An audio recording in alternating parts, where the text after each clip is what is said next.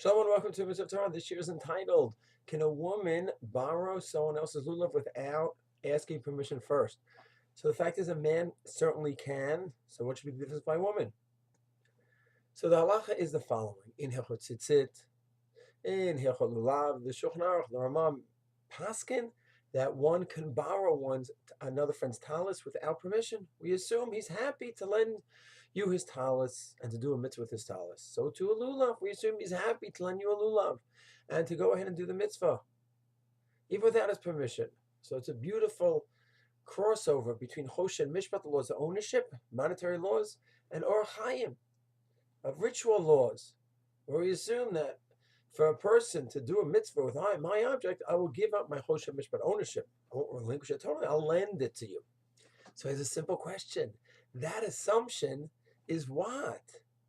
Is it that I am happy to help you discharge your obligation? Or is it that I'm happy to help you do a mitzvah? Now, normally it doesn't make such a difference, but by woman it does. Because by shofar, by lulav, by sukkah, there's no obligation, but she wants to do the mitzvah. So what do we say in such a case? Is the assumption, I'm happy for you to do a mitzvah. You have an obligation, you don't have an obligation, it doesn't matter. I'm happy for you to do it. Or no, to discharge obligation is one thing. You don't have an obligation, we don't have that assumption. So it's not discussed in the Shulchan Aruch, but Rav Moshe Feinstein writes the following. He writes that if you look at some of the cases, by men lending the mitzvah to other men, it's not always an obligation. Tzitzits, according to the straight law, you don't have to put on tzitzit. We purposely go ahead and we're stringent. We put on a garment, then we wear tzitzis. And yet still we assume, I'm happy to let you to do the mitzvah tzitzis. I do with discharging a chiyuv. And shofar, I could let you use my shofar. You could use my shofar without even asking me, because I'm happy for you to do a mitzvah with my shofar. What if you want to blow all 100? You don't have to blow 100. It's a minute to blow 100. The din is 30, and then the Rabbanan said another 30 and 20 Esrei, and then 100 is a nice, beautiful minhag. And yet still we allow it.